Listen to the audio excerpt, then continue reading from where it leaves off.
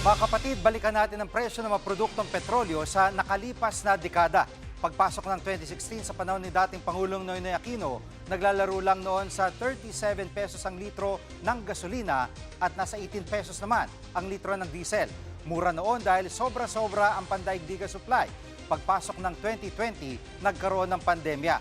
Kasabay ng pagtigil ng mundo, bumaba rin ang demand sa petrolyo kaya sumobrang supply. Nasa 32 pesos ang litro ng gasolina at 27 pesos naman ang litro ng diesel. Hunyo noong 2022, sumiklab ang gera ng Russia at Ukraine. Dahil ikatlong pinakamalaking oil producer ang Russia, nagkaroon ng pangamba na kukulangin ng supply at sumipa ang presyo ng langis. Umabot noon sa halos 100 pesos ang litro ng gasolina at diesel. At ngayon 2026, sumiklab naman ang gera ng Iran at Israel at Amerika. Lumaganap ang tensyon sa gitnang silangan na pangunahing pinagkukunan ng langis sa buong mundo. Ngayon, pumalo na sa higit 100 ang litro ng diesel na siyang pinakamataas sa kasaysayan.